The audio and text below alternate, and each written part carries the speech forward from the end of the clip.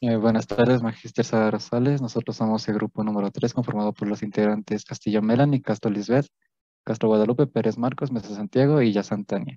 Y a continuación vamos a hablar un poquito acerca del tema de la dolarización.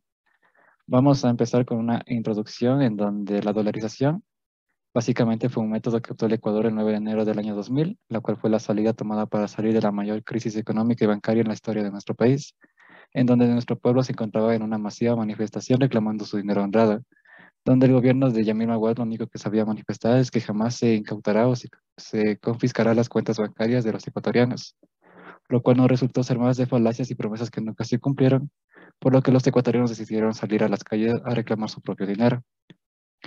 En los acontecimientos ocurridos durante este suceso fue que en marzo de 1999 se congelaron alrededor de 5.000 millones de dólares a un tipo de cambio de 5.000 sucres por un dólar.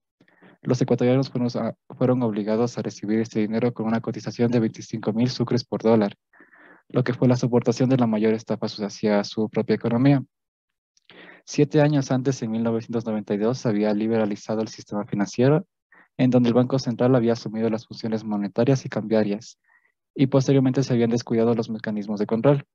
2 años posteriormente, con la aprobación de la Ley de Instituciones Financieras, los banqueros podían ampliar sus actividades y diversificar sus negocios, por lo que empezaron los créditos vinculados y la fiebre de depósitos afuera de nuestro país, en donde el sistema financiero cayó y los banqueros alcanzaron el máximo poder económico y político hacia ese entonces y contaban con muchas lujurias. En mayo de 1996 se habían encendido las alarmas en donde el Banco Continental pasó a ser parte del Banco Central. Se creía que esto había sido un problema con esa entidad, razón por la cual el gobierno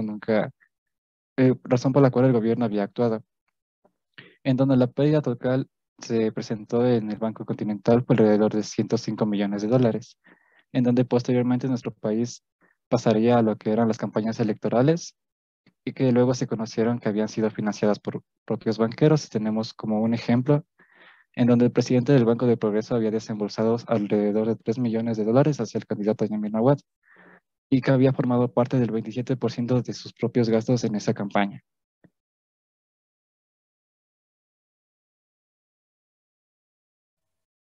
Más adelante, al ganar las elecciones, Maguad nombra a reconocidos banqueros en su gabinete. Entre ellos estaba Guillermo Lazo del de Guayaquil, se convierte en ministro de Economía, Álvaro Guerrero Ferber del Banco La Previsora, presidente del Consejo de Modernización, Fernando Guerrero Ferber del Banco La Previsora va al Banco Central, Medardo Ceballos Balda del Banco MEX se convierte en embajador en México, y Ana Lucía Armijos, de la Asociación de Bancos Privados, pasa a ser ministra de Gobierno y de Finanzas. Continuando con los acontecimientos, la economía no emergía y la inflación creció en forma progresiva. El sucre siguió en continua devaluación y el costo del dinero alcanzó a una tasa de interés que superaba el 100% de interés anual. En agosto de 1998, el Banco de Préstamos se derrumba por falta de liquidez, acusando a Alejandro Peñafiel de haber usado recursos del banco para salvar empresas familiares. En esa misma fecha, el Banco del Progreso, la entidad con mayor porcentaje de depósitos ecuatorianos, se declara en insolvencia. La quiebra de Filambanco y otras entidades causó pérdidas en 720,000 depositantes que llevaron a la caída del presidente Yamil Maguad.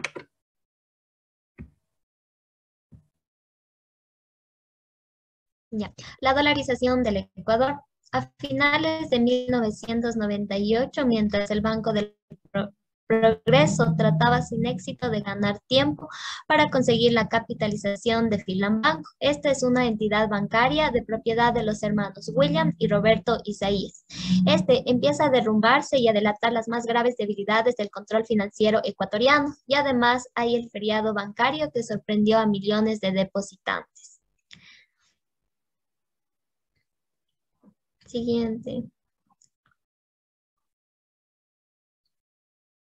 Roberto Isaías Dazún, propietario de Filambanco, menciona que Se tiene la satisfacción de que ninguno de sus clientes se ha visto perjudicado o defraudado en la confianza que ellos han depositado en Filambanco. Además, dice, nos vamos de la institución, pero la dejamos activa con plena capacidad para seguir sirviendo a sus clientes y a los ecuatorianos.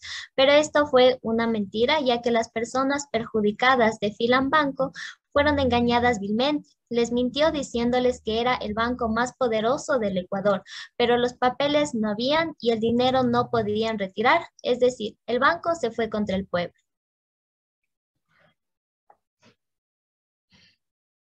AGD es la Agencia de la Garantía de Depósitos, que 7 días después, que vendría a ser el 2 de diciembre, Filambanco pasa a manos de la AGD. Hay un salvataje que se da entre el 98 y el 2000, donde llega a superar los 1.200 millones de dólares. Pero Juan Falconi, ex superintendente de bancos, la sitúa en los 2.500 millones de dólares. Fernando entregó sus bienes y la poderosa empresa eléctrica que servía a Guayaquil, y León Febres Cordero ofreció una marcha que llevó a las calles a miles de ecuatorianos, pero esto no fue suficiente para esta situación. El feriado bancario se dio el 8 de marzo de 1999. Este feriado se prolongó hasta el 15 de marzo, donde los depositantes no podían retirar el 50% de su dinero en sucres y los depósitos en dólares fueron congelados. Ya. A consecuencia de la dolarización, el sistema financiero quedó envuelto en el caos y millones de ecuatorianos sufrieron la confiscación de su dinero. La Comisión Investigadora de la Crisis Ecuatoriana Financiera dedujo que el país sufrió una pérdida de 8.000 millones de dólares. También otra consecuencia fue la muerte de ecuatorianos por suicidios como resultado de haber perdido sus depósitos, es decir, todos los ahorros de su vida en un instante. Migración de más de 1 millón de compatriotas ecuatorianos, paralización y protestas, crisis y caída sistemática de 17 bancos y más de 40 entidades en medio del descontento popular. Acontecimientos tras la dolarización. El presidente Hamid Maguad adoptó la dolarización el 9 de enero del 2000, ocasionando que su popularidad disminuyera y que coroneles rebeldes proporcionaran la caída de su régimen bajo el liderazgo de Lucio Gutiérrez. Después de la caída de Maguad, Ecuador en un tribunal asume que el poder pasaría al vicepresidente Gustavo Noboa, cuyo primer acto de gobierno fue el de reiterar la dolarización en el Ecuador. Continuando con la dolarización, el país ya había pasado más de 20 años de dolarización debido a la falta de a la alta inflación del sucre ocasionada por la mayor crisis en la historia del Ecuador. En aquel momento los precios subieron exorbitantemente porque la inflación de la moneda sucre llegó a sobrepasar el 100%, lo cual provocó un bajón de un 80% en las ventas, la quiebra de muchos negocios y de 17 bancos en total. La inflación a finales de 1998 alcanzó y puso el sucre a 6.825 por $1. A finales de 1999 a 18.000 y en enero de 2000 llegó hasta un punto de 27.000 sucres por $1. Debido a la inflación, las cosas empezaron a costar millones hasta que los precios se fueron regulando poco a poco años posteriores. Las tasas de desempleo pasaron del 9% en 1998 al 13% en Quito y en 17% en Guayaquil en 1999. Debido a todo esto ocurrido, la dolarización se consolidó por la Ley de Transformación Económica el 9 de enero del 2000. El sucre perdió su valor comercial en septiembre de 2000, pero se pudo canjear hasta junio de 2001.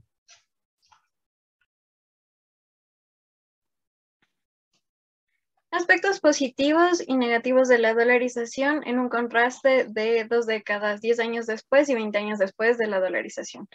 Primero, 10 años después, sus aspectos positivos. La estabilidad económica que genera la dolarización ha permitido que muchas empresas hayan mejorado sus capacidades para abastecer el mercado local y exportar sus productos. Segundo, la inflación en Ecuador comenzó a disminuir rápidamente. De un 96% anual en el 2000, según el Banco Mundial, pasó a un 37% en el 2001 y a un 12% en el 2002. Desde entonces no ha vuelto a sobrepasar el 10% anual. Tercero, el Producto Interno Bruto, o PIB, de Ecuador creció 2.3% en 2000. justo en el año en el que ocurrió la dolarización y esta fue aplicada. Cuarto, la dolarización provocó un efecto de estabilidad de precios y redujo los costos de las transacciones internacionales. Ahora, aspectos positivos 20 años después.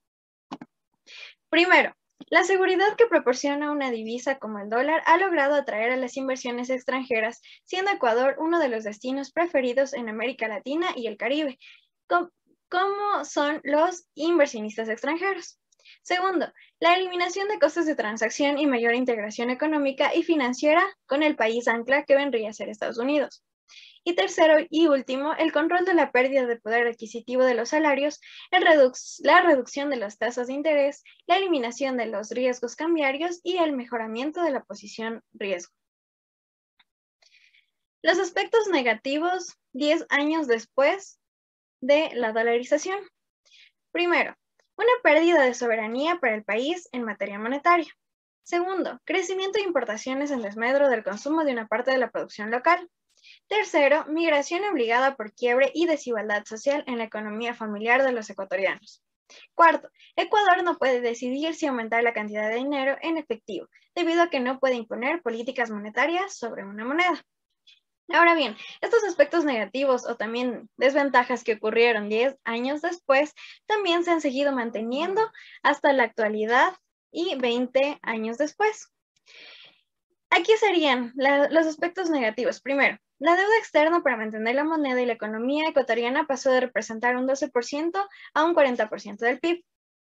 Segundo, se produce una desindustrialización de la economía al extremo, que se empiezan incluso a importar bienes agrícolas porque no existen políticas que ayuden y apoyen la producción agrícola debido a la dependencia económica por las exportaciones petroleras. Tercero, la economía ecuatoriana es vulnerable a todo aquello que tenga que ver con la economía de Estados Unidos. Y por último, a pesar de que la dolarización es muy aceptada socialmente, aún no hay una senda económica que una tanto desarrollo sostenible como reducción de la desigualdad y fomento de la producción. Eso ha sido todo por nuestra presentación acerca de la dolarización. Muchas gracias por su atención.